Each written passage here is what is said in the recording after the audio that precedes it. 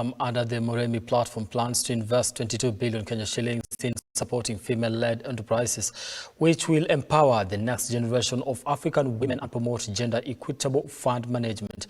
Now, speaking during the Moremi Accelerator Program launch, Sarangamau, who is the managing director of Moremi Fund, said that their main aim is to improve the ecosystem by supporting female-led African private equity and venture capital funds.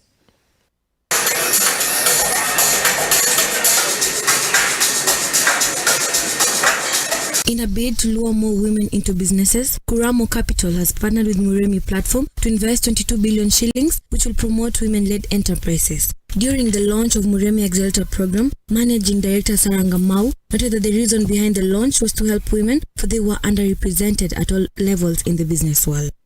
The reason we started this platform was really because we could see that despite there being an acceleration of capital into Africa, women have been underrepresented at all levels, at fund manager level, senior investment professional levels, and then ultimately the female businesses that get invested in. With the platform, the idea is to accelerate and catalyze more female fund managers that will then be able to fundraise, catalyze more capital into those funds that will get more.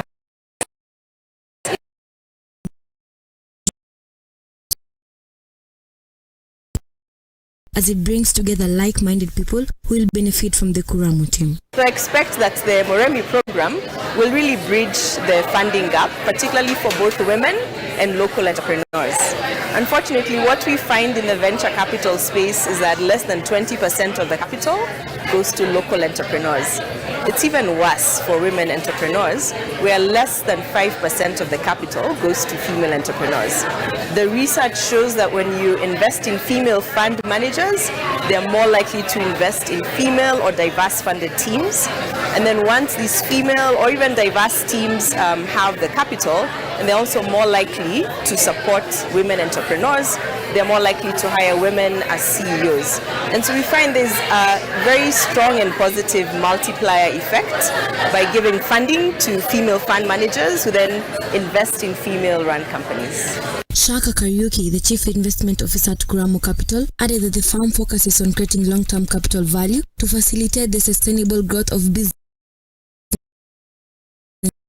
across diverse sectors of the economy. We are very excited today to be launching the Moremi Accelerator program because we are at Kuramo, we are firm believers that there is a gender gap in finance when it comes to private equity, and we are trying to put structures around that so that we can be able